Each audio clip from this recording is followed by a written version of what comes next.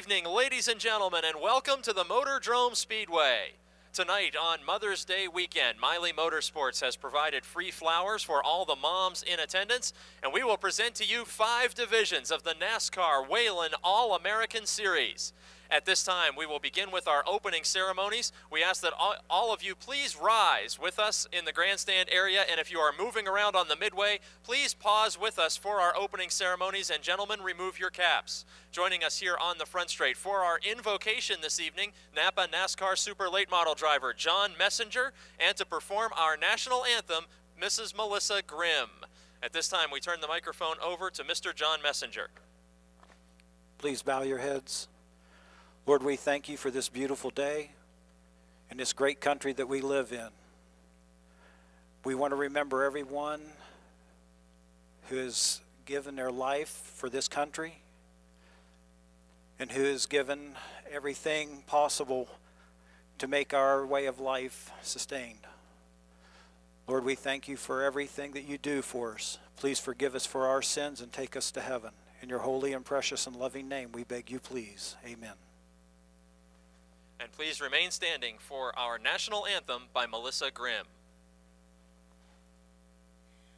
Oh, say, can you see by the dawn's early light what so proudly we hailed at the twilight's last gleaming, whose broad stripes and bright stars through the perilous fight o'er the ramparts we watched were so gallantly streaming, and the rocket's red glare, the bombs bursting in air, gave proof through the night that our flag was still there.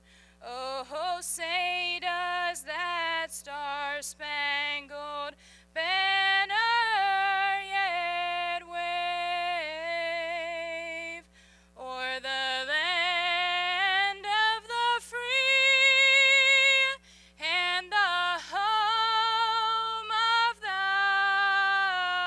brave?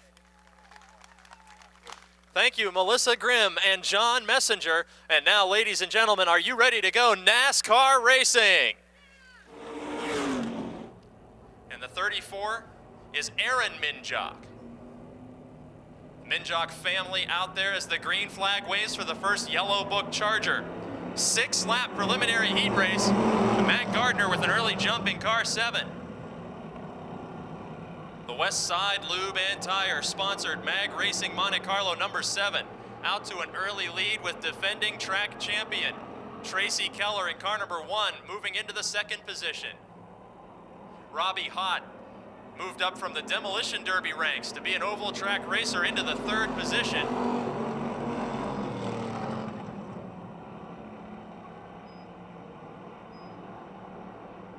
The 7 driven by Matt Gardner. Last season he was a 3-time heat race winner, but still seeks his first career feature win in this division after moving up from the American Flyers division.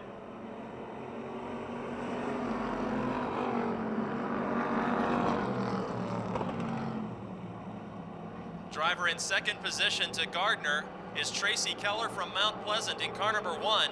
Last season, a 5-time feature winner and track champion. He also won 6 heat races. Best battle is for 4 3-car strong teammates, the 48 of Ed McConnell and the 68 of Ed Neidhart. And right there is the 34 of Aaron Minjock. Minjock was a 2-time feature winner last season, and he gets a little squirrely on the front straightaway.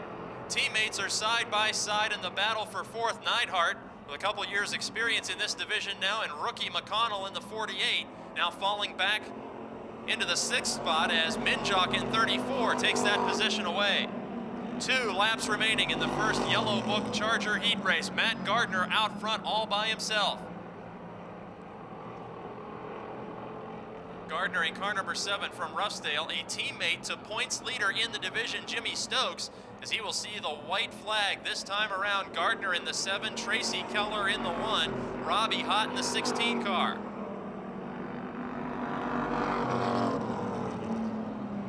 Robbie Hott, a terrific story. The driver of car number 16 spent most of the early part of this decade dominating demolition derbies at local racetracks and made a successful conversion to oval track racing. Matt Gardner takes the checkered flag over Tracy Keller. Robbie Hott into 3rd, Ed Neidhart in 4th, and Aaron Minjock in 5th. On to the 95 from West Newton, Jimmy Stokes. Green flag is out, 6 laps the distance for the Chargers. These cars are all automatic transmission, 8-cylinder rear-wheel drive American-built cars modified for driver safety. And Roger Bryan in car 12 having a tough transition from the 4-cylinder American Flyers, moving up this year to the Charger division. Drops anchor back to the 5th spot. Mike Lemley, the early leader, in 4. Mike Lemley's Monte Carlo has a fresh coat of paint on it, as he has raced for many, many years here and brought out that car at the end of last season. Jeff Giles Jr. in the 50 car in 2nd spot during his championship season. Driver in 2nd spot won 13 features in this division.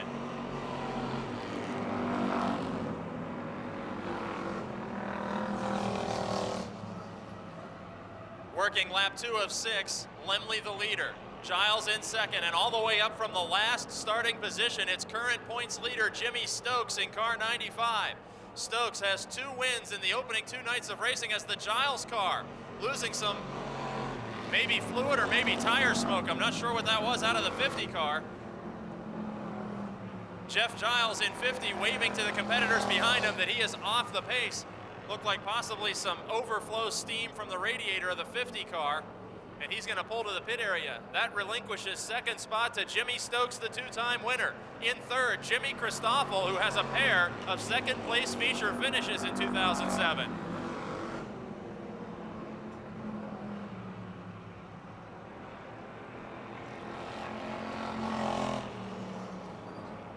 Driver of the 0-4 in the 3rd spot, Jimmy Christoffel, a sophomore to the Charger division, and 2 2nd place finishes finds him 2nd in the point standings after our first 2 weeks of racing. Leader Mike Lemley sees the white flag. Lemley was a big winner in this division in 2004.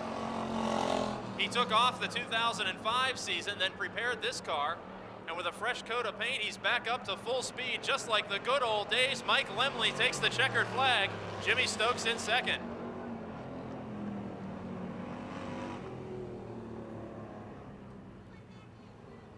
Bill Oldham spins the 5 car on the final lap, handing the 5th spot over to Roger Bryan of Smithton in car 12. He gets set to go 8 laps of racing for the Subway Street Stocks. Bill Henry, Sean Phillips, row 1. The Kostelnik brothers in row number 2. Here's the green flag. Andrew Kostelnik. The 57 car makes it 3 wide on the front straight. A trio of Monte Carlos into turn number 1. Sean Phillips in car number 31. Leading by just a bit. He is 2nd in the point standings coming into tonight. And Andrew Kostelnik in the 57 wants to take the lead. Looks like a parade lap as we complete the first of 8 laps for the Subway Street Stocks. Door-to-door contact all through 2nd through 5th.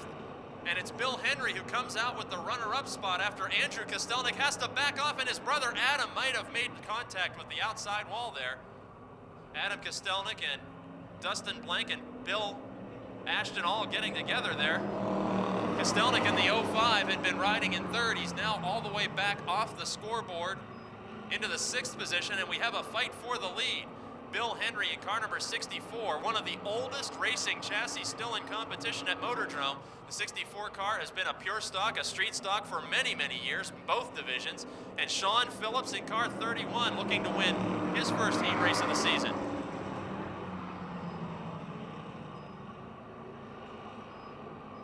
Sean Phillips holding off Bill Henry in 64, and then the battle for third. Door to door, it's the 35 of Ashton and the 94 of Dustin Blank. Here comes Adam Kostelnik marching back into the top 5 in the 05.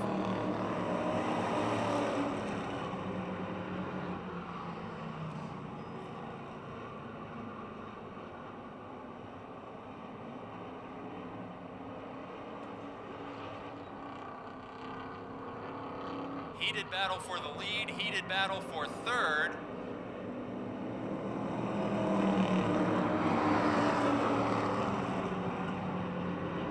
Working lap 5 of 8, Bill Henry in the 64 car, able to reach out and touch the rear bumper of Sean Phillips in the 31. Phillips, running for the championship for the first time in his career, will make every start this season in the quest for the track title, as there are 2 laps to go, and veteran Bill Henry is pouring all over him for the lead in this first of 2 Subway Street Stock Heat races. Battle for third has settled down just a bit with Ashton in the 35, a leader of last week's feature, with last week's winner Adam Kostelnik right in tow. At the wave of the white flag, we'll see if Henry has enough to challenge Phillips.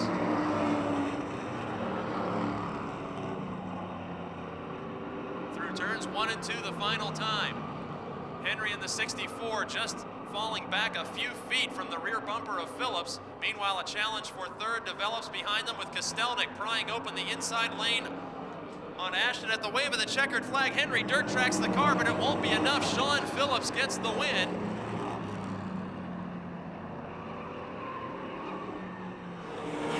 Jason Holder in the 74 with 1 feature win last year, and Max Schlesinger in 66. Here comes the green flag.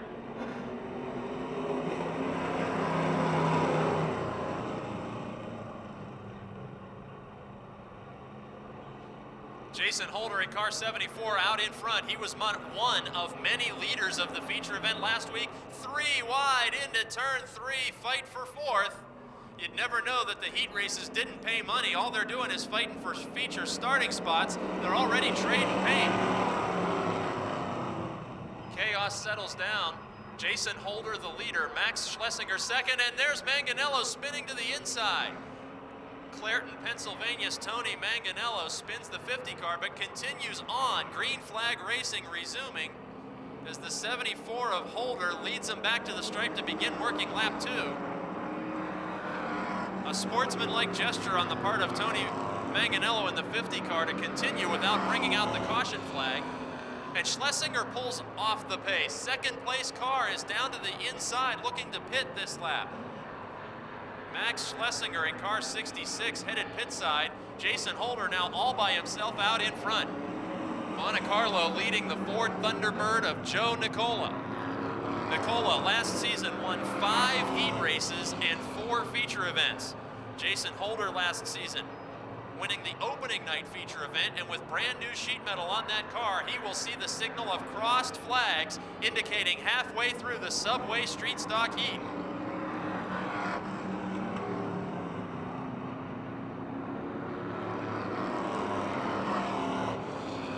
Holder in car 74 is a many-time winner here at Motordrome and at Jennerstown Speedway, nearer to his home in Stoystown. Joe Nicola in second, one of several racing Nicolas in several divisions here from the Pittsburgh area each Friday at Motordrome. Dave the Hammer Tavermina into the 3rd spot with that backup car, and then the 15 of Jonathan Heilman, the Bell Vernon driver, into 4th.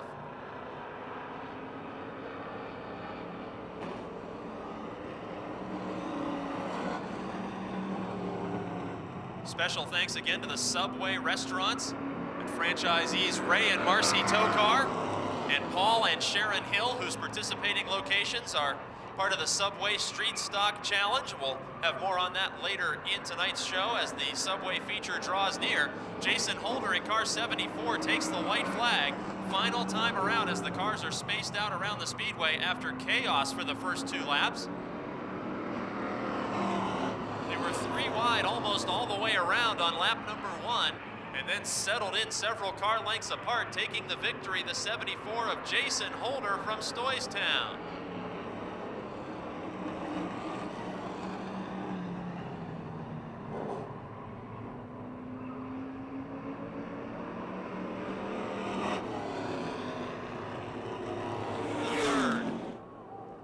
fifth will be the 21 of three-time champion Rick Miller from Dunbar.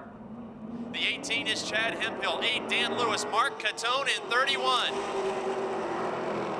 20 is Ricky Megley, as we are green and racing for 10 laps of the Napa NASCAR Super Late Models. John Messenger in the 51, Todd Price in the 15 car, battling door to door for the lead on lap 1. Chevrolet Monte Carlo to the inside, Ford Taurus to the outside. The Mans Racing Machine, number 15. Last year, the driver Brandon Mans, a new father, sitting out the season with his family, and Todd Price, the hired gun. Sean Pilla in the 5 car, feeling the pressure of Rick Miller on lap number 2. Rick Miller, who earned 3 Motordrome track championships driving car number 25 with a new paint scheme on the Zoom Internet Brooks Automotive Group 21 car, makes the high side work to take 3rd from Sean Pilla, challenging West Virginia's John Messenger. At the scoring line, working lap number 3, John Messenger was officially 2nd position on the racetrack, but Rick Miller has cleared him to the outside. Caution flag on the speedway. Caution flag is out. The 18 of Chad Hemphill spins on the back straight. Price now in the Mans Ford Taurus, leading the Monte Carlo of John Messenger and the Pontiac Grand Prix of Rick Miller. Green flag is out. 7 laps remaining. Miller immediately moves to the outside of John Messenger, the 3-time track champion and former ASA national traveler, moving into the 2nd spot. Messenger back to 3rd, Sean Pilla in 4th, and a great run for Dan Lewis in 5th, ahead of former champion Mark Catone in 31.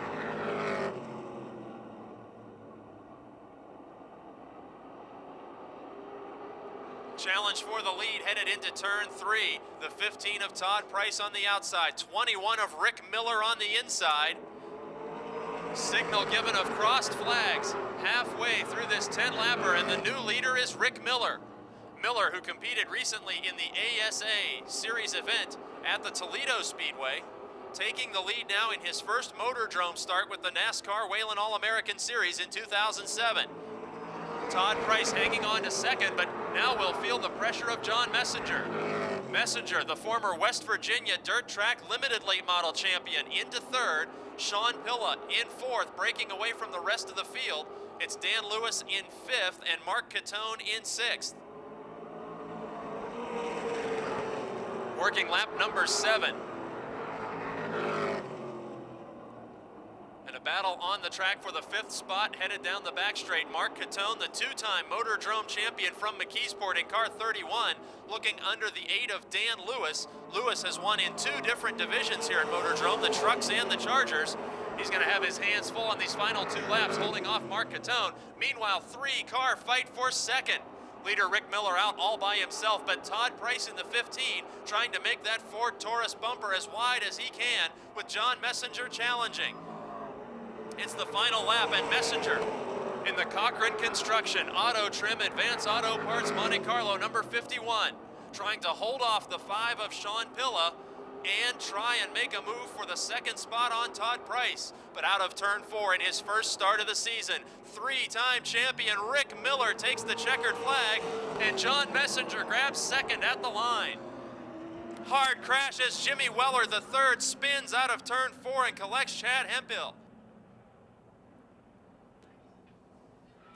Hard impact here on the front straight as Jimmy Weller, the 3rd, in car number 23 from Hubbard, Ohio, with no place to go as Chad Hemphill spun. Connellsville, the points leader in the 11. Glenn Galt Jr. in 32. Former champ Gary Wiltrout in 95. 69 is Dave Merrow, and we're underway with heat race number 2. Another 10-lap preliminary heat race for the Napa NASCAR Super Late Models. Steve Black in the 1. And 3 wide on the back straight, never a good idea. Neil Brown backs off, and Komarinsky spins with Greg Kelly in 44. Dave Merrow loops the 69 car as well. John Komarinsky, the popular veteran, opening night winner in the Rolling Rock 33, getting together and almost locking sides with the 44 of Greg Kelly. With NASCAR racers from all over America. And Steve Black and Will Thomas lead them to the green flag for this 10-lap heat race. Steve Black in car number 1 falling back to 3rd. Bobby Henry in the 11, moving to the outside lane to challenge leader Will Thomas, but they're 3 wide again in turn 3. Always a bad idea, and this time Steve Black collecting Greg Kelly and John Komarinsky. Green flag stays out. Kelly heads to the pits with severe damage to Komarinsky's 33, and now we will have a caution. 1 lap officially completed. Caution flag for Steve Black, and more damage to Komarinsky's car. More damage to Greg Kelly, who's now limping into the pits with a flat right rear tire.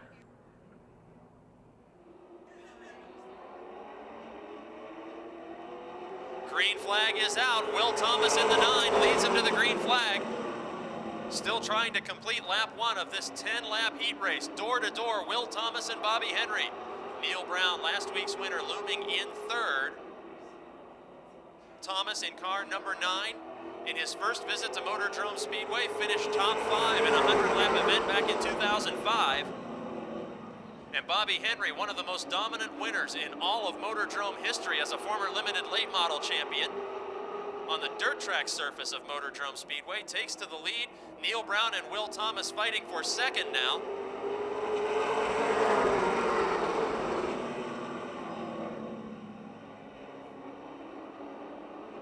Neil Brown in the 98 won special events in his 2 years of dirt track racing and returned to victory lane last week at Motordrome in his 2nd asphalt start in only 2 years. Brown using the lowest line of the speedway with Will Thomas in car 9 above him.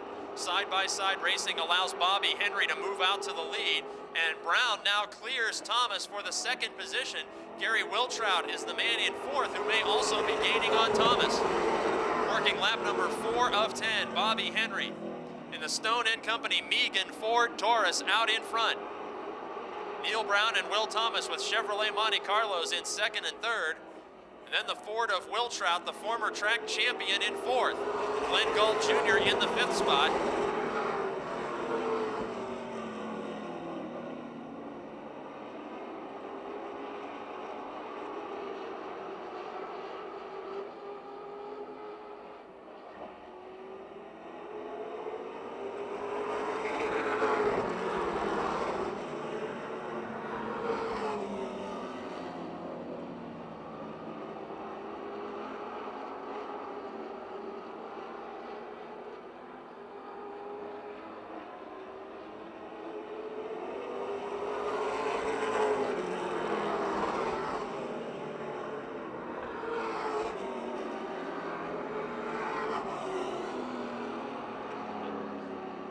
Working lap 7 of 10, Bobby Henry the leader over Neil Brown, Will Thomas, Gary Wiltrout as the cars spaced out around the speedway.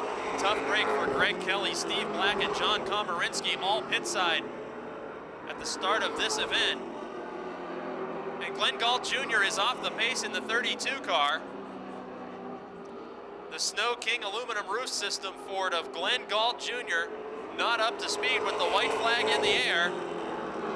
Bobby Henry in car number 11 last season, a winner of 10 preliminary heat races and 6 feature events. Yet to find victory lane in 2007, but as the points leader, he will win heat race number 2 for the Napa NASCAR Super Late Models.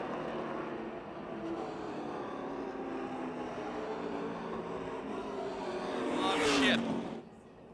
8 laps the distance for the Lincoln Welders Modifieds. Panaya and Scott on the front row. Green flag is out.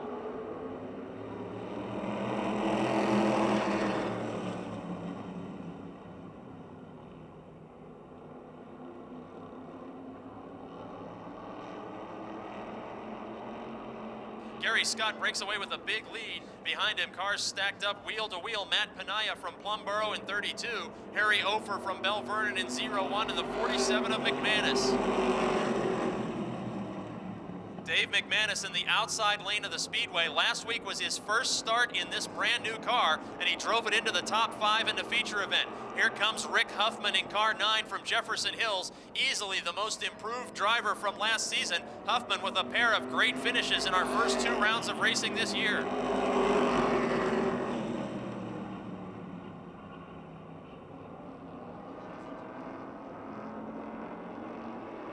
McManus now slows out of turn 2 and lets Panaya, Harry Ofer, and George Nicola into 2nd, 3rd, and 4th positions. McManus now wheel to wheel with the 9 of Rick Huffman.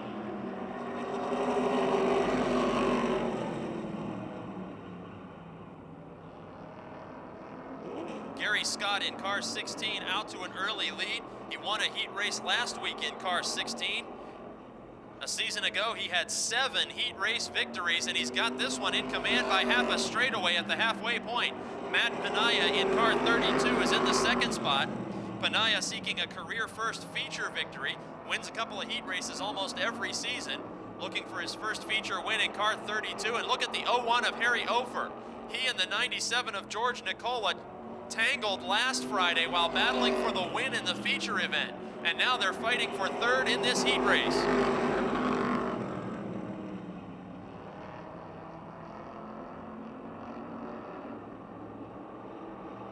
Nicola on the outside, Ofer on the inside, both closing on the 32 of Panaya, who rides in 2nd. 2 laps to go this time. Panaya had to back off the throttle for a loose handling condition in turn 4. And George Nicola, the 97 car, the Pittsburgh driver, climbing to the high side of the speedway. Panaya in 32, dropping to the inside. Ofer in the 01 makes rear bumper contact. 3 cars fighting for 2nd. Nicola may have secured that position as they approach the white flag final time around.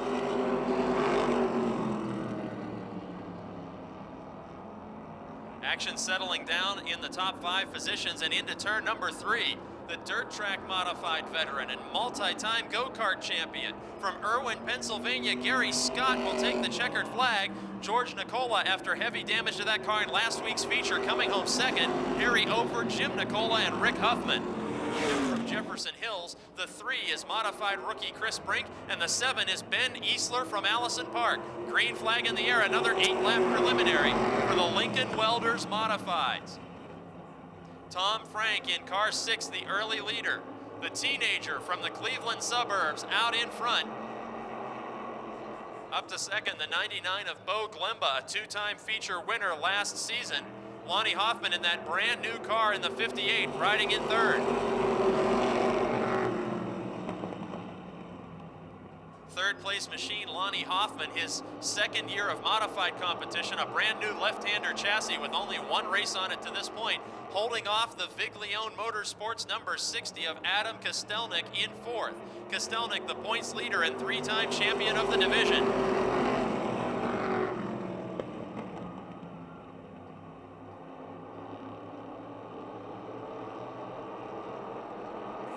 Tom Frank maintains his lead. Frank with a 2nd place finish in the feature last week, and Charleroi Bo Glemba, the 99, right on his heels. Glemba has multiple feature wins in this division. 3rd running Adam Kostelnik with 60 career wins, same as the car number after last week's triumph, and seeking his first feature win, the 6 of Tom Frank spins in turn 3. 58 of Lonnie Hoffman, 3 of Chris Brink, and the 7 of Ben Easler.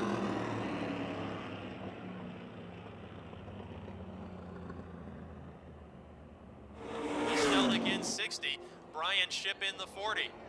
Green flag comes out. Kostelnik jumps to the high lane and makes a pass of Glemba before the start-finish line.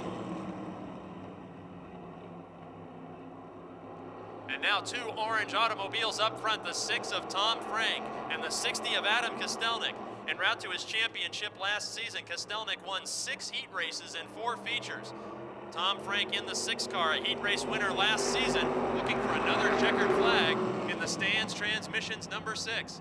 Working lap 4 of 8, Kostelnik looks to the low side. Glemba hangs on to 3rd. Ben Easler slowing off the pace on the back straight. Easler may have received some damage from that collision. And they're wheel to wheel for second now. Bo Glemba mounts a challenge in car 99. Kostelnik's car seems a little bit loose working lap number 5 as he was trying to pry the lead away from Tom Frank. He allowed Bo Glemba to sneak up and challenge for the runner-up spot. More wheel-to-wheel racing up front. Tom Frank and Adam Kostelnik out of turn number 4. Frank still hangs on to the lead with 2 laps to go. Nearly making contact in turn number 2. Tom Frank, the teenager, to the inside. Adam Kostelnik, the 60-time feature winner, on the outside. Frank holds the lowest possible line of the speedway and will see the white flag, leading just by inches at the line. This time they do make contact in turns 1 and 2. Bo Glemba in the 99 car watches from 3rd spot. Kostelnik to the high line. Tom Frank maintaining the inside. Final corner to the checkered flag. Heat race win will go to Adam Kostelnik in car 60. Chris Spadacine outside. The 95 of Tony Dukic. 6 is Frank Pagnotta. 61, Ron Eifert III, last week's heat winner. 77 is Jay Matthews. 05 is Andy Giles. 51, Kevin Ludwig. 16 is Ed Deneen. 86, Ed Washabaugh, the rookie. Look at the action as Jay Matthews in the 77 threads the needle between Ron Eifert in 61 and Tony Dukic in 95. Still 3 wide in turn 4.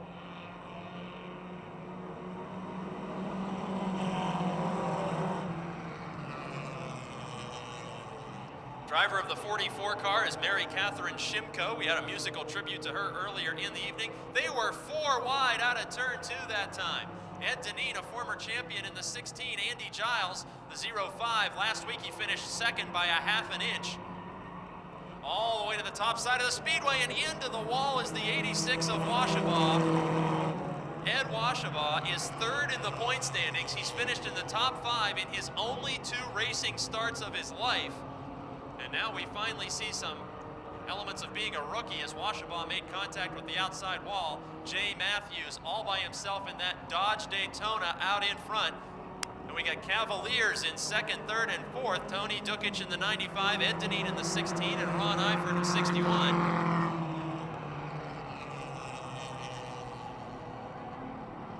Deneen, last week's winner, taking over 2nd spot, while Jay Matthews, the MAG Racing Team 77, is all by himself.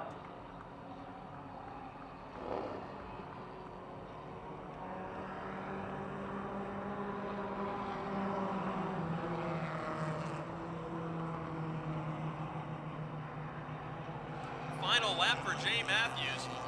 Mopar fans, get ready to cheer as that Dodge Daytona put a hurtin' on this field. Ed Deneen is up to 2nd. Tony Dukic is 3rd. Here comes the checkered flag. Jay Matthews with the win for the MAG Racing Team. Deneen into 2nd. Tony Dukic hangs on to 3rd, and just by inches, the 6 of Frank Pagnotta getting the 3rd spot over the 61 of Ron Eifert.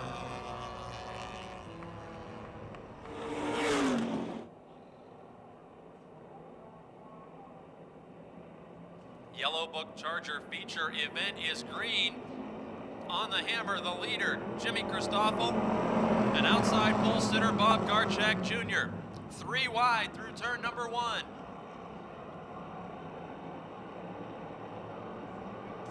Garchak in the middle now of Robbie Hott on the inside and Mike Lemley on the outside.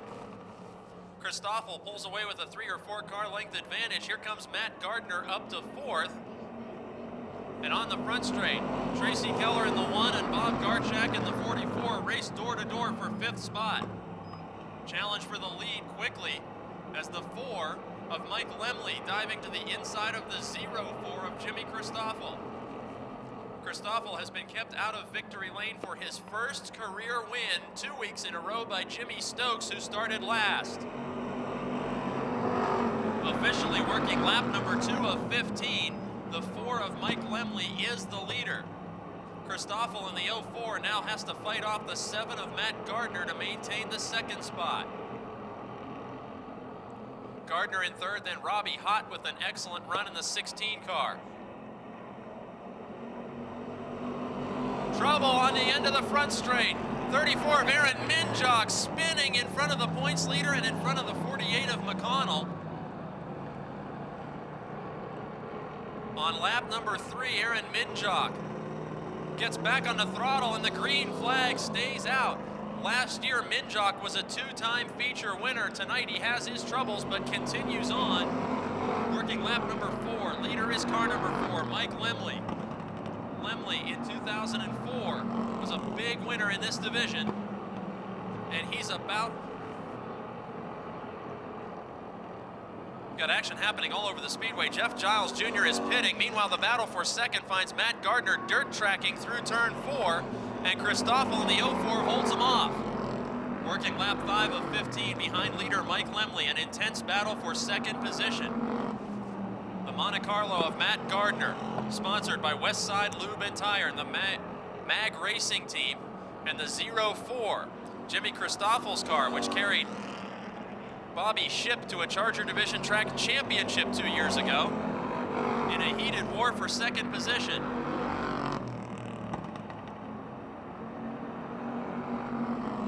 Behind those drivers, another heated battle. Robbie Hott in the 16 car, that Chevy Malibu, holding off defending track champion in the Yellow Book Chargers, Tracy Keller's car number 1.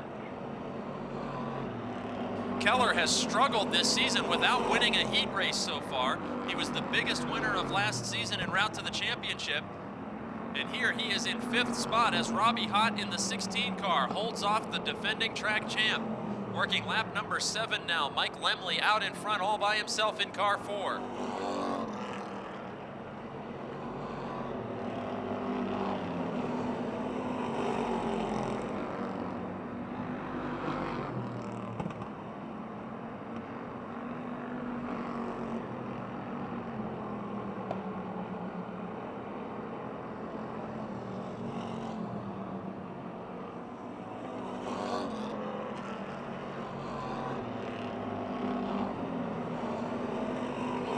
Working lap number 9 of 15.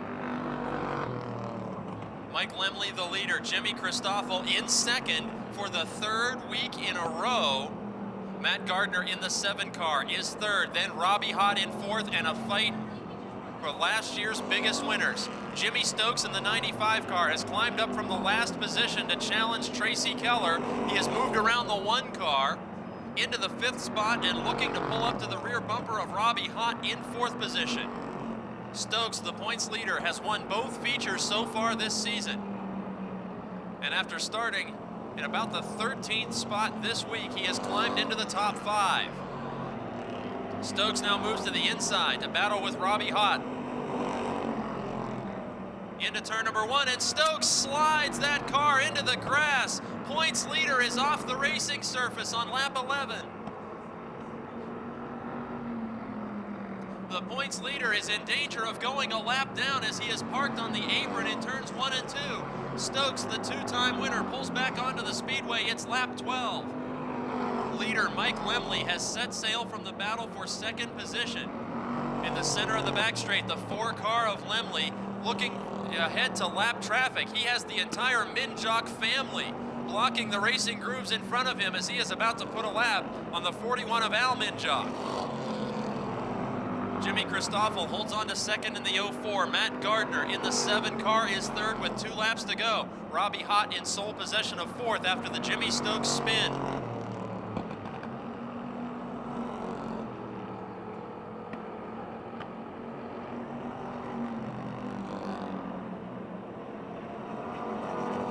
White flag waving for Mike Lemley, the driver of car number 4 from Dawson, Pennsylvania. Looking to find victory lane for the first time in more than 2 years after he took off the entire 2005 season.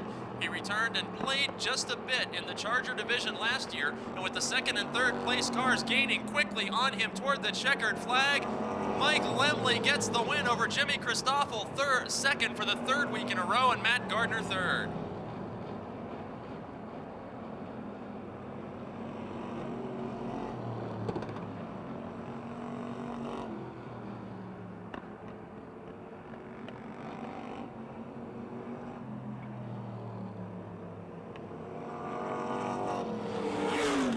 Well, Mike, I talked to you a couple weeks ago, and we talked about how many feature victories you have in your career. Can you better estimate tonight about how many times you've been in victory lane here? You know what? My dad's the one who usually keeps track. How many, Bone? This will be number 15? 15 or something like that, yeah. About 15 wins, and fans in 2005 didn't see much of you. You came out a little bit last year. Tell us what brought you back to victory lane and how you've changed this car in the last year or so. Al, you know what? I wouldn't be here if it wasn't for like my family, my dad, my mom, everybody. It's just awesome. And I can tell there's a lot of work involved because I just told the fans opening night here, this car didn't look like it was maybe of a feature winning capability, but I knew you were capable. Yeah, you kind of motivated me because I heard that comment you made, something about the paint or something like that. So we had to get some paint on it. Now, if we could pick up a few more sponsors, run the rest of the year, we'll be good. He wants to put some letters over that fresh paint. Hey, talk about this car for just a minute now. When did you build it, and when did you know that you had the stuff to win? Because last year was a struggle for you. Yeah, I mean, I actually didn't know we had this stuff to win all winter. This car ran here in '02 as the number 14 car, and we basically ripped it down to nothing. My dad, Tracy, was my wife putting up with it in the wintertime. I mean, every weekend we were down there a long time. Just tore it to nothing and started all over, and I actually don't expect to be here right now. It worked out. Well, he dominated the field for his first win in a couple of seasons. Ladies and gentlemen, Mike Lemley. He is the Subway Challenge driver starting third. Row 1, the Ford 69 Joe Nicola, the Monte Carlo 57 of Andrew Kostelnik, and we're underway, 20 laps, the Subway Street Stocks.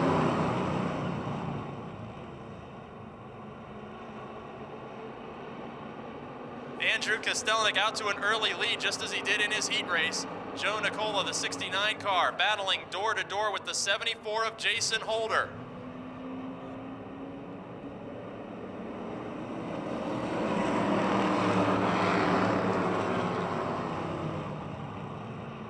Kostelnik with a 3 or 4 car length advantage, and then they are stacked up 2 by 2 all the way back through 3rd, 4th, 5th, 6th, 7th, and 8th. Holder finally breaks through for the second position, getting a little bit of daylight between himself and Nicola. Now Nicola being shoved down the front straight by Tavermina. Outside of the Nicola 69 car, it's Sean Phillips in 31. Phillips second in the point standings. And still door-to-door with Nicola, entering turn 3 with the hammer, waiting to strike in 5th, tonight's Subway Challenge driver. 3 wide on the front straight. Tavermina thinks better of it, pulls back in behind the Nicola 69. Nicola drifting up and moving Phillips up the racetrack with him. Inside line finally opens for Tavermina as he will challenge Phillips for 4th. And with all this heated action going on, Jason Holder is slowly catching leader Andrew Kostelnik.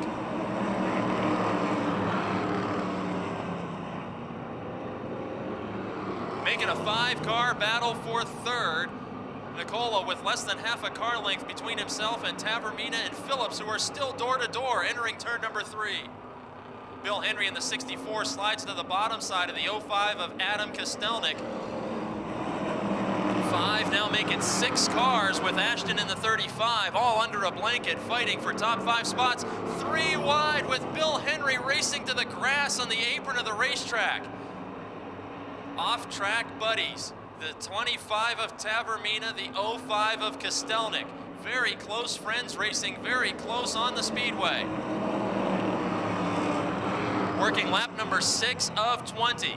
And Kostelnik finds the high side to his liking, cracking the top 5 from deep in this field. Tavermina in the 25. Kostelnik in the 05, fighting for 5th, while Sean Phillips plays bumper tag with the 69 of Joe Nicola. That's the battle for 3rd.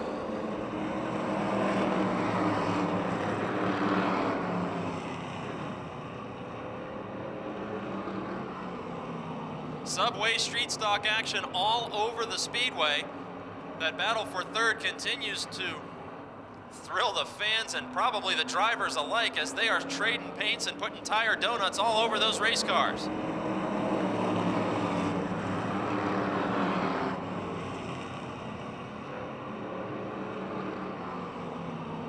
Kostelnik on the high side with Phillips in 31 to the low side. Tavermina in 25. All of them fighting with Joe Nicola in 69 with sole possession of third spot. They are losing ground to the top two.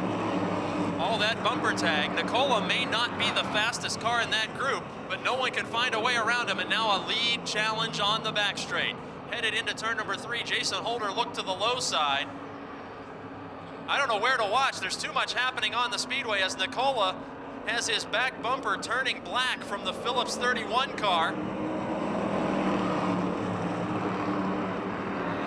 At the halfway point, 10 laps down, 10 to go. Tavermina gets 2 wheels off the racetrack while Phillips moves to the high line in his attempt to pass Joe Nicola. He finally clears the 69 car. Headed into turn 4. Now they're swapping door paint after they beat the heck out of each other's bumpers. Phillips takes the spot away, brings Kostelnik with him, and Nicola may be off the pace, losing 2 spots in 1 lap.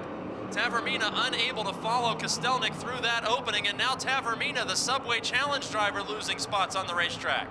Phillips and Kostelnik now in 3rd and 4th, but almost half a straightaway behind the leaders, and we got a problem. 94 of Dustin Blank spins in turns 3 and 4, and then Jonathan Heilman in the 15 spins.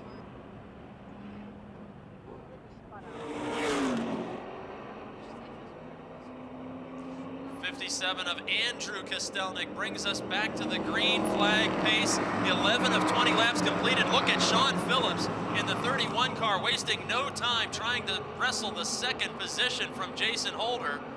Clearly the Nicola car was holding up Phillips, as now Phillips looking to be maybe one of the fastest machines on the speedway in 3rd spot. He's 2nd in the championship point standings. Bumper to bumper to bumper, and Phillips dirt tracks the car, makes an excellent save. Adam Kostelnik in the 05 is now able to challenge as a result of the miscue from Phillips. A terrific job of driving by everybody involved there as Phillips saved that car from going sideways. And now Andrew Kostelnik has a loose handling condition. The leader's 57 car wiggles out of turn 4 and opens the door for Holder to make contact. Lap 13, and Jason Holder muscles his way to the inside. Andrew Kostelnik will now go side by side with big brother Adam. Phillips is in the 4th spot, and we got a problem in turn 3, but straightened out. The 35 car of Ashton I thought was going to go around after he made contact with Nicola. Green flag stays on the speedway. 6 laps to go, and this one's a thriller. The sad news for you Meatball Sub fans is that Dave Tavermina is losing position on the racetrack. Meanwhile, his close friend Adam Kostelnik has pulled into 2nd and is ready to challenge Jason Holder for a 3rd consecutive feature win. Sean Phillips in 3rd. Nearly won here last week. Nearly won on opening night. Phillips has been among the most consistent in this division. He's in 3rd.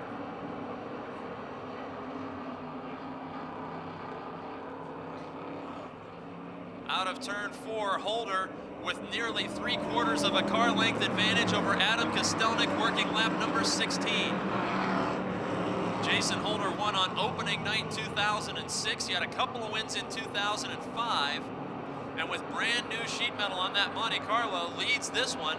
He led early in the feature event last week, leading to the late stages now with Kostelnik and Phillips right in tow. It's now a 3-car battle for the lead with 3 laps to go.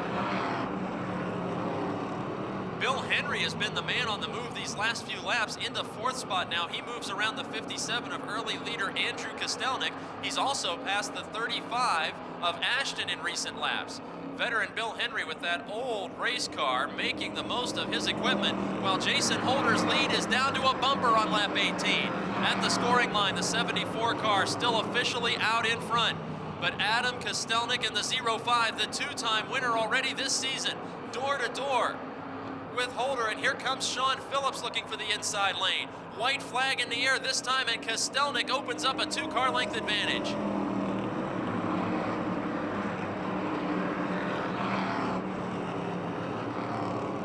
Final lap, and Adam Kostelnik in the 05 breaks through with a late race pass like he did last week. Jason Holder in 2nd, fighting off the 31 of Sean Phillips. And for a 3rd week in a row out of turn 4, Adam Kostelnik takes the checkered flag. Jason Holder by inches gets the 2nd spot.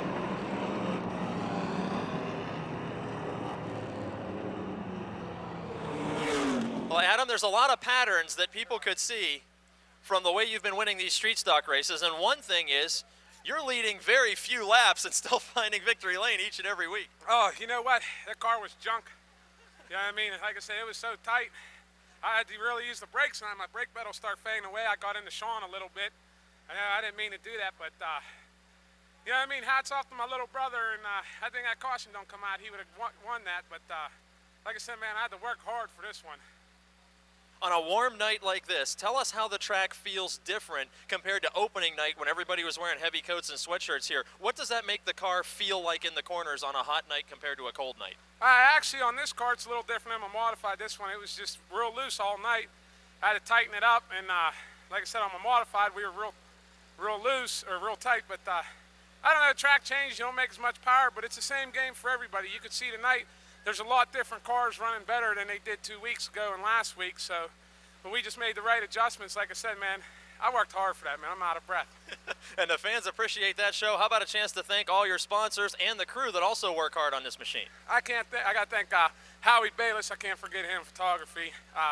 Chantel Germack, Tedrick Financial Service, Het Corporation, Stan's Transmission. Can't forget Tube City Beer, because after tonight, I'm going to need a bunch of them. Hopefully, you'll see me in a little bit. He's the points leader on the strength of 3 straight victories, Adam Kostelnik in the 05. John Messenger and Rick Miller, row 2. Set to take the green flag, and we are off and racing the Napa NASCAR Super Late Models with 35 laps of action. Glenn Galt Jr. takes an early lead in his first start of the season, and we've got a caution, false start. Looking for a career first feature victory. And a similar start to the last one. Let's see what happens here. Neil Brown with significant body damage to the 98 car, and the caution will come out once again. John Messenger and Rick Miller, row number 2. Gary Wiltrout and Mark Catone in row 3. Bobby Henry coming from the 9th starting spot as the green flag waves. A clean start this time. Galt Jr. takes off with an early lead. Side by side, West Virginia's John Messenger and Sean Pilla in the 5. Behind them, a pair of track champions, Gary Wiltrout and Rick Miller, door to door.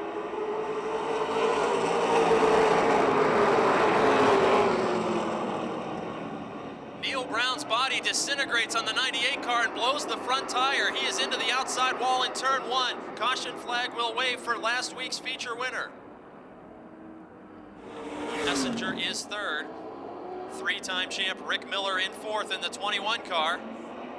Here's the green flag, and now a slow pace chosen by Galt back to the green. Sean Pilla stays glued to the rear bumper of Glenn Galt Jr. Door to door, drivers fighting for 3rd, 4th, 5th, and 6th. Messenger on the inside in car 51, Rick Miller on the high side in 21. Messenger loses the handle briefly out of 4, but maintains control of the car. Messenger, with a great save of the 51 car, has to back off the throttle, and arch rivals Bobby Henry in the 11 and Rick Miller in 21 will be bumper to bumper in turn number 4. Leader Glenn Galt Jr. opens up a 5 or 6 car length advantage over Sean Pilla.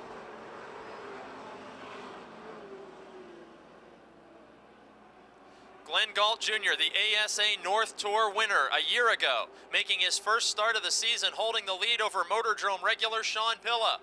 Now the battle for 3rd, Bobby Henry. The lint flooring Megan Ford looking to the inside of the Zoom Internet. Brooks Automotive Group 21 of Rick Miller. Miller in Roberto Clemente colors with Roberto Clemente number. Losing the 3rd position now in his first start of the season. Bobby Henry in car 11 started in the 9th position, and on lap 5 of 35 has rocketed into the 3rd spot.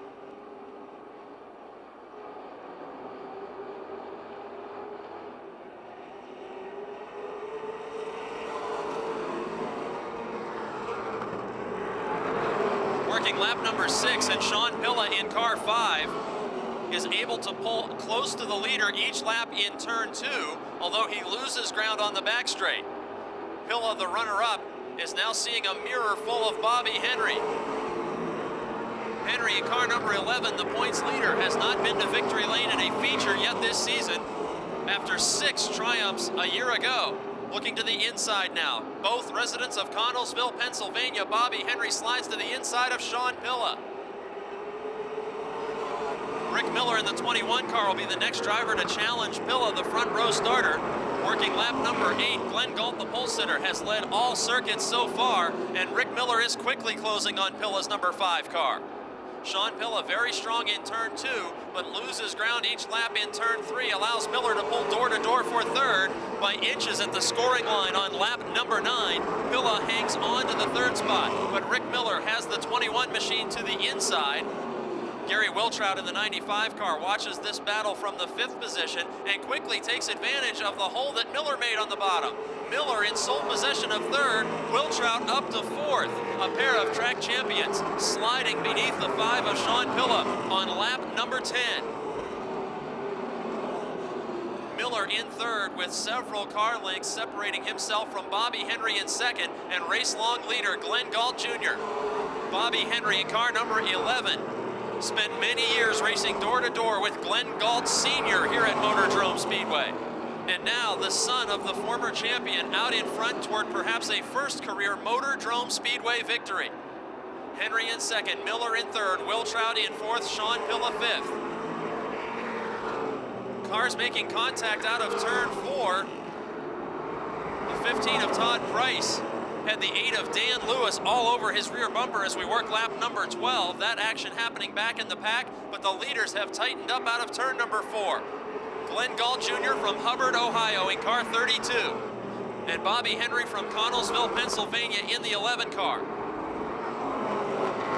Galt Jr., one of the leading winners the last 2 seasons at his home track, the Lake Erie Speedway in Northeast Pennsylvania.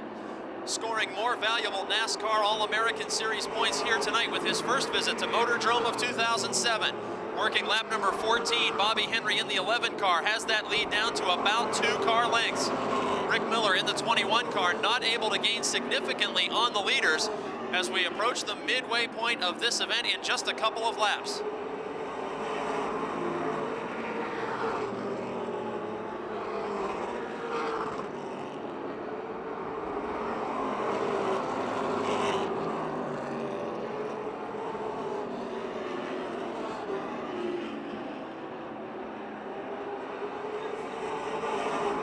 Into turn number 1, it's lap 16, and Glenn Galt Jr. has led every circuit so far.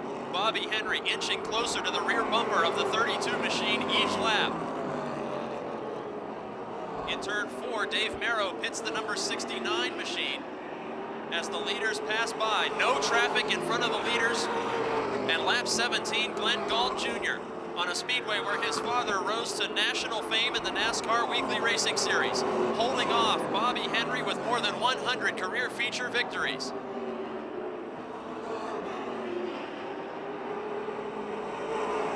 Challenge developing for the 4th position. Sean Pilla battles back on Gary Wiltrout here on lap 18. Wiltrout snuck through the opening made by Rick Miller to take that spot away from Pilla, and now the 5 car moves back into 4th.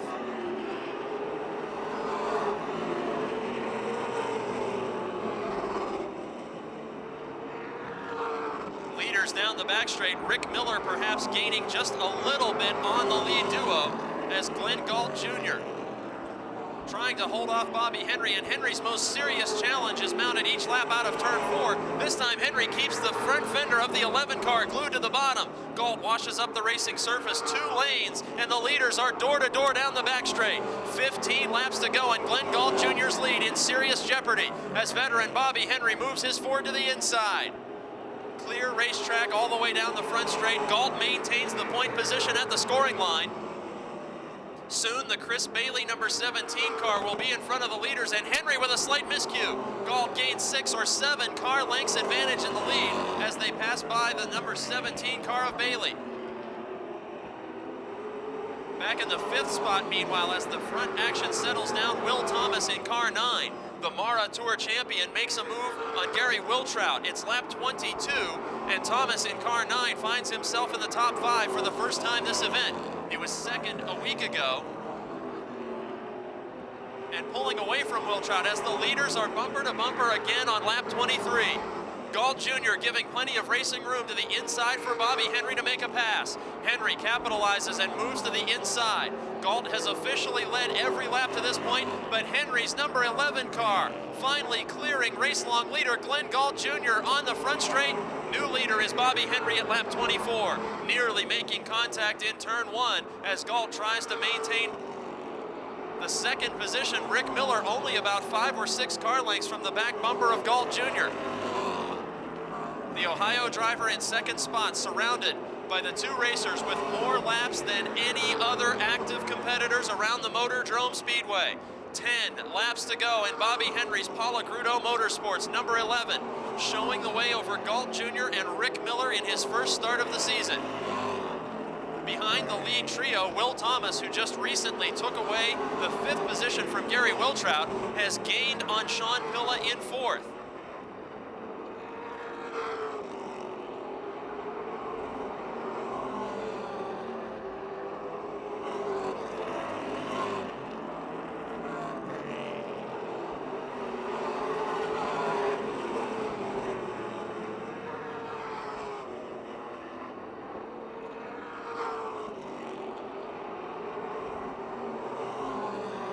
Leader Bobby Henry in turns 3 and 4 has to get on the binders as the lap car of Ricky Megley, holding up progress of the leaders slightly on lap number 28. Glenn Galt Jr. still in the second spot. Rick Miller a couple car lengths away in 3rd. Sean Pilla 4th, Will Thomas in 5th.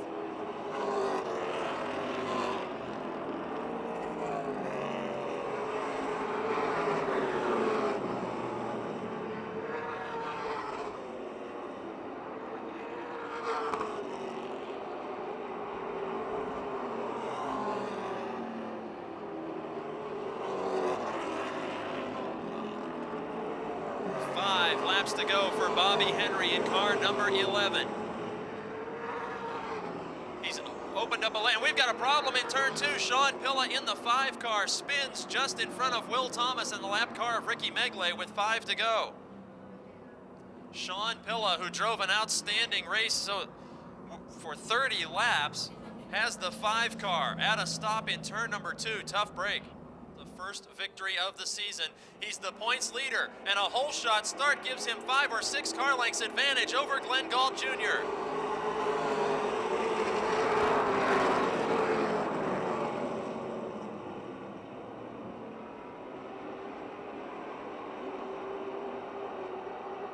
No start that time, caution flag, no start as Bobby Henry got a jump on Glenn Galt Jr. in turn 4. Speedway veteran Bobby Henry of Connellsville, set to go back to green flag racing. 5 laps to go and we're underway.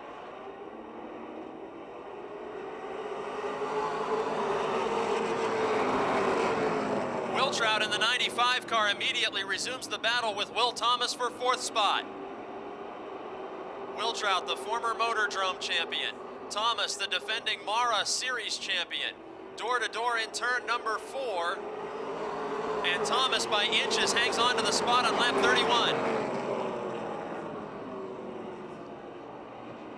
Will Thomas in the 9, the Sharpsville, Pennsylvania driver, charged from deep in this field to a top 5 position. And on the back straight, John Komarinsky spins the 33 car.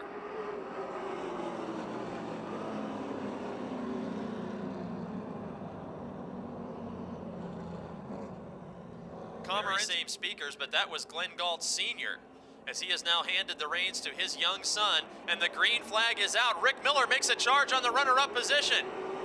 Miller in car 21 sneaks around the outside of Glenn Galt Jr. with 4 laps remaining. Rick Miller, who came just a few points shy of being the ASA National Tour Rookie of the Year in the mid-1990s, is now challenging arch-rival Bobby Henry for a win. Several car lengths of clear racetrack separate those 2 arch-rivals with 3 laps to go. Galt Jr. is back to 3rd. Will Thomas has fought off Gary Wiltrout for sole possession of 4th. Signal given to leader Bobby Henry for 2 laps to go. Henry from the 9th starting position, climbing to the lead. And with about 12 car lengths advantage over Rick Miller, making his first start of the year, could cruise to victory as the white flag waves. Galt Jr. in third may feel the pressure of the advancing Will Thomas before they reach the scoring line for the final lap. Into turns 3 and 4.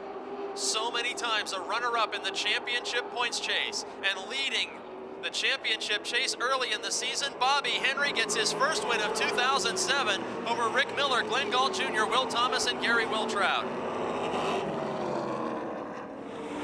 Well, Bobby, lining up 9th on the starting grid with a host of track champions in front of you, it had to look like a pretty difficult task coming from that deep in the field with a field of this quality.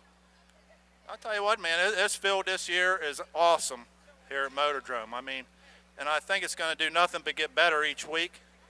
I mean, I know those starts look bad, but the crate motors have a problem taking off. I mean, that's a proven fact. They've been running for 3 years now, and they never take off. That's the only difference between these two motors right now. After they get going, they're pretty much even, but they just don't take off. And I mean, there's nothing you can do about it. And you bring up a great point about the crate motor. Tell us first of all about the motor inside the Ford Fusion right here in Victory Lane. Are you using the open or the crate? Now, this is an open motor built by Jimmy Freeline of Jet Engines, and it's a good one. We didn't do anything to it over the winter because we know it's going to come to a crate motor eventually here, so we didn't put any more money to it. But it's still a good one. And you had a couple of crate motors surrounding you for a while you were in the top 3 there. Let's talk about taking the lead from a young driver. Not very many starts at Motordrome for Glenn Galt Jr., and you come up on a guy like Rick Miller, Gary Wiltrout. You kind of know their moves. Was it a little scarier for you approaching a driver that you haven't raced with very often? No, I know he's a good driver, and that means a lot when you're running behind somebody, and he's good and steady, and his dad was about the best there was, so he's a good one. I wasn't worried about too much, but he was holding his line. He was pretty tough to get around. And again, I'd like to thank Richard and Joan Paul Agruda for letting me have this ride. And sponsors Larry Lent Flooring, Megan Ford, Stone & Company, Quality Support, Bob Mongell Car Care, Daily Courier, Courtyard Catering, RGE Wireless. And that's probably about it, man. We can't do without them. And leading the points on the strength of a feature victory in round number 3 of the NASCAR Whelen All-American Series, ladies and gentlemen, Bobby Henry. Gary Scott and Ben Easler leading the Lincoln Welders modified field toward their 20-lap feature. Green flag is out. We're underway.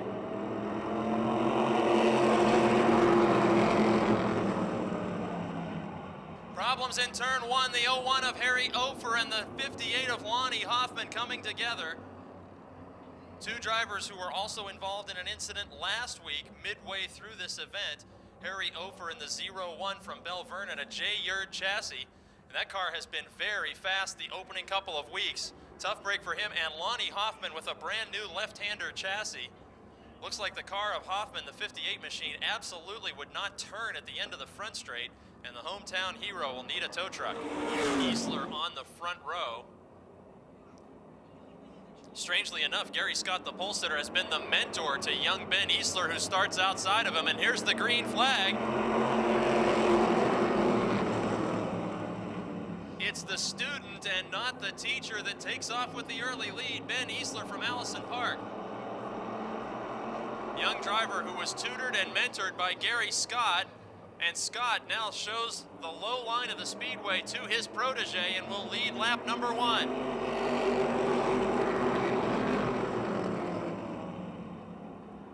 Gary Scott opens up a big lead on Ben Easler. Bo Glemba slides the 99 car out of turn 2.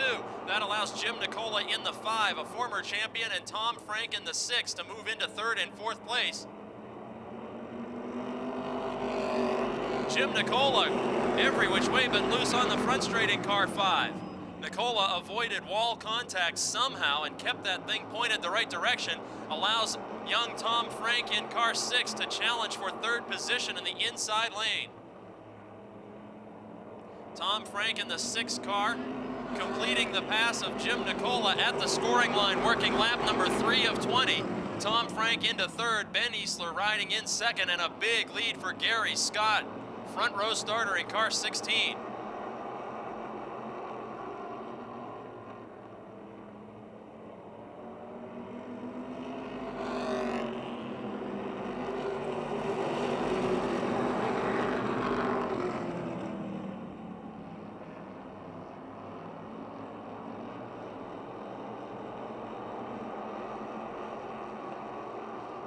Two of the youngest Lions in the division, second and third on the racetrack. Veteran Jim Nicola fourth, and Bo Glemba back to the fifth spot after a miscue early in the race, working lap number 5 of 20. Easler in the 7, Tom Frank, and George Nicola gets together with the 99 of Bo Glemba. Terrific job of driving by everybody behind the 99 car, spinning to bring out the caution, Bo Glemba. Looking for a first win. Ben Easler starting from second, and his mentor Gary Scott taking the green flag with 15 laps remaining.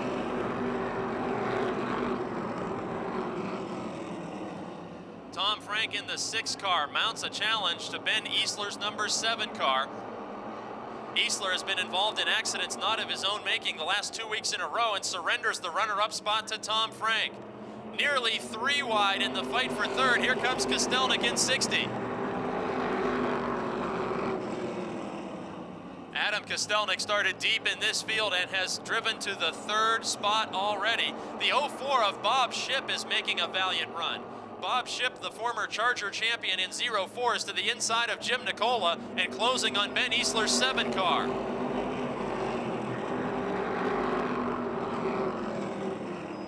Jim Nicola spins across the front of the 3 of Chris Brink. The 2 cars are hooked together in turn number 2. We're going to need a caution flag on lap 7. Jim Nicola in the 5 locked up the nose of Chris Brink's number 3. Chris Brink, a modified rookie, and Jim Nicola, the longtime veteran. Gary Scott jumps on the go pedal in turn number 3, and young Tom Frank loses a couple of car lengths. Adam Kostelnik in a 3-car breakaway from the rest of this field with 13 laps to go. 2 similarly painted orange automobiles, not teammates in any way. Adam Kostelnik, the defending champion in 60, and Tom Frank, the young Cleveland driver, in 2nd. Gary Scott, a big winner last season, has yet to find victory lane in 2007. Scott last season a 4-time feature winner. His 2005 campaign was cut short by a horrendous accident on the front straight, and he was nearly a championship contender that season. Tom Frank changes lanes, trying to protect the 2nd position from the advances of Adam Kostelnik. Kostelnik in the 60 car, diving to the bottom. If he completes this pass, he will have advanced 10 spots in our first 10 laps. Kostelnik is now the runner-up from 12th to 2nd at the halfway point of this event. Gary Scott has had things easy all his way out in front of this field, and now Kostelnik, who may be the fastest car on the track, has clear speedway between himself and the leader Gary Scott. Challenge for the 4th position on the front straight, Bob Shipp in the 04 and the 7 of Ben Easler. Also, Harry Ofer in the 01 has closed up to that battle. Ofer had that problem on lap number 1 and has passed several automobiles to challenge for a top 5 position.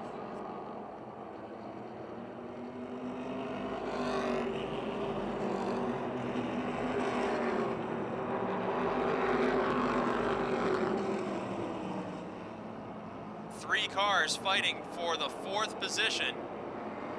Bob Shipp looking to the inside of Ben Easler, takes that spot away quickly, and Harry Ofer follows. Harry Ofer, a J-Yard chassis, and Ben Easler also a J-Yard chassis, but perhaps a damaged one tonight for Easler after that heat race incident.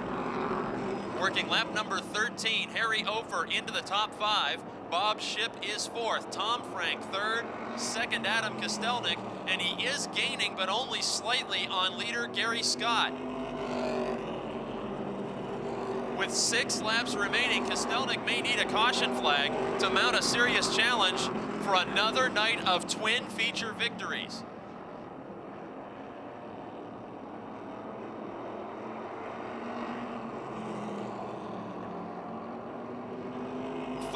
laps to go. The signal given to leader Gary Scott.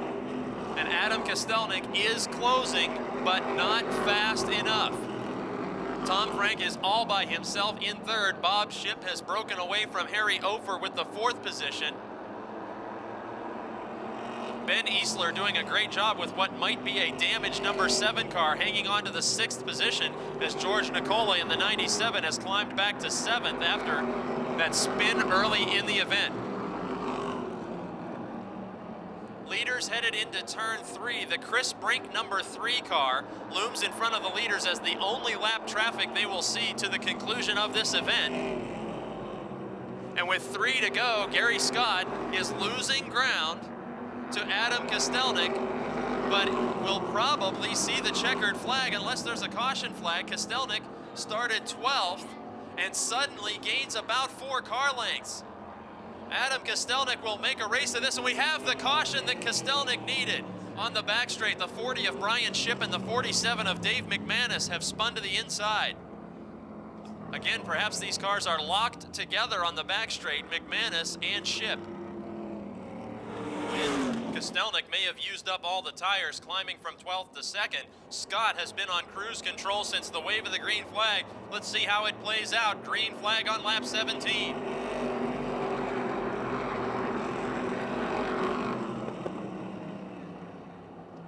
Kostelnik was gaining quickly. Scott opened up a 2 or 3 car length advantage at the wave of the green, and now Kostelnik is right there to challenge. 2 laps to go. Last year's 2 biggest winners in modified competition. Kostelnik with 2 wins already this season. Scott looking for a first of 07. That time, Scott gets 3 or 4 car lengths advantage. Maybe this is the first time he's had to use all that car has to offer. The white flag is in the air and Scott is pulling away.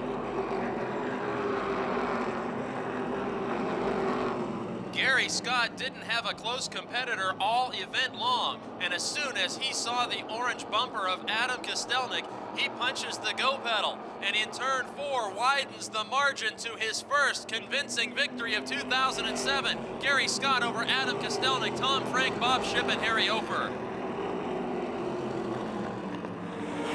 Well, Gary, you started on the front row, and it looked kind of easy, but you did something nobody's been able to do all season long, and that's hand a loss to Adam Kostelnik. It's the first race he's lost all season long, and you were the man to stop him. It was a pleasure. Now, I know you guys in the modified division are all really good friends. Now, tell me this. When you saw that 60 car poking under you in that last lap, was that the first time you had to use all that this car had tonight? Well, I was trying to be cool, but no, I was going for it. I saw the scoreboard. He was like the 11th lap. I think he was in 2nd place, so that means go, you know. So you're watching your fellow competitors up there on the scoreboard each lap. You have to. I mean, you know, if you want to plan the rest of the race, you have to. I was telling the fans about how many feature wins you have at this speedway, but never a championship. Is this the year that point standings are going to mean something to the Gary Scott race team? I don't know. We had a bad week last week. That doesn't help, so we got to dig out of a hole now. This beautiful race car always comes to the race looking like a showpiece. Tell us about the crew and sponsors that have this good-looking machine hooked up so fast. Well, the crew, obviously, Peanuts, Sal, Eddie, who's getting ready to come out. My brother Dan, will be back from Florida next week. He's a snowbird, so he'll be back with us. As far as sponsors, we got a new sponsor this year, the Clarks, good friends of mine, obviously in the music business. Ed's Auto, Swiss Phone Music, Imperial Heights Chassis, Jayard Boys, Peanuts and the guys. And then Sylvan Alternative Power Supply, and you know, Drew's Family Restaurant, and I'd like to thank Tom Vosnick for the motor. I explained to the fans that the entire front row, yourself and Ben Easler, good friends, and you sort of tutored Ben Easler along through his career. He blew you away on that start. Was that something you let him have? I missed the shift. That was my fault. I missed the shift, and I had to get it back quick. So the student taught the teacher early on lap 1, huh? Yeah, I got nervous and just, you know, I was worried about where he was and just totally went to neutral. Well, you had it in the right gear to collect your first victory of the season. Ladies and gentlemen, from Irwin, Pennsylvania, Gary Scott. 05 of Giles and 77 of Matthews make it an all Mopar front row. Dodge Shadow and Dodge Daytona. Then Ludwig in the Pontiac Grand Am. And a slew of Cavaliers take them to the green flag for the American Flyers. 8-lap feature.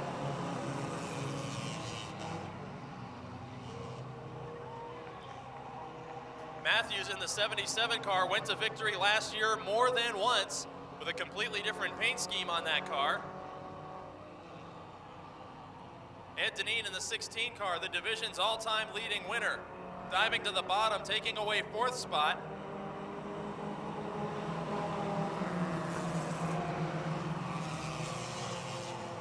Andy Giles hanging on to 2nd where he finished last week.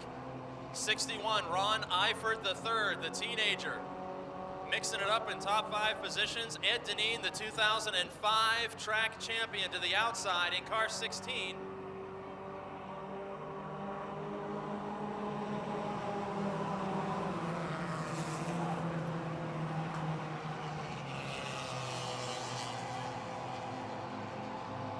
Driver in 2nd on the Speedway, Ed Deneen, has won both feature events so far this season.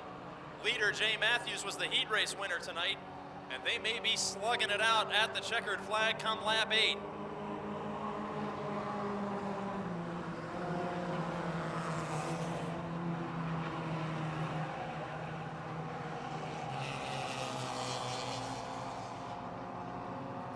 If you'd like to become a competitor in the American Flyers division, just visit the Motordrome website and get yourself a set of rules. You can build a car, and we've got contact heavily in turn number 3. The 61 of Ron Eifert was hit by the 6 of Frank Pagnotta. Both cars briefly went into the apron of the racetrack, but the green flag stays out. 4 laps down, 4 laps to go. Jay Matthews, the leader, is losing ground to the 16 of Ed Deneen. That lead was once huge, and it is diminishing in a hurry as 2 of the fastest machines in this division will see the checkered flag in 3 laps. Each time Deneen gets 2 wheels of that Cavalier into the dirt below turns 1 and 2, but it's not slowing him down. Look at the straightaway power of 16.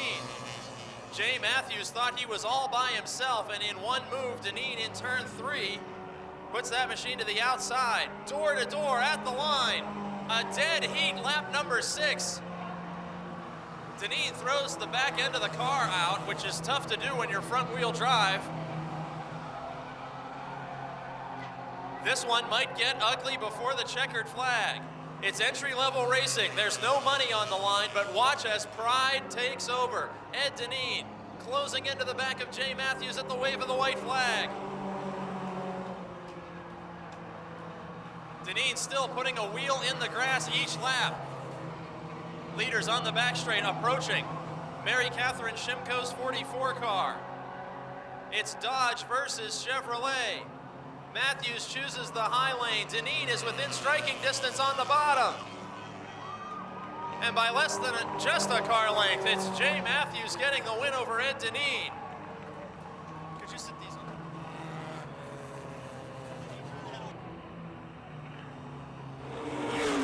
Come on over here, Jay. That was what you call a hard-fought victory, because the last couple laps you had the division's all-time leading winner breathing down your neck. And I cannot convince those fans, as hard as you guys were racing, that all you get's a trophy. It's worth every bit of this trophy. You guys were fighting harder than all the guys with the big paychecks on the line. Tell us a little bit about the car. Same car as last year, but it has a whole completely new look to it. Let's talk about the race team.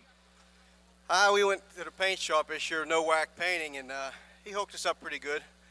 Tri-State Flooring came on this year, big help. West Side Tire, they help out once in a while. I guess it's West Side Lube and Tire, I'm sorry. Finally, somebody gets those words in the right order, as Frank Turek didn't for so many years. But this car, a Dodge, and any changes you made over the wintertime? Did you work under the hood as well as painting the top of it? Because it seems just as fast as last year. Did you make any changes?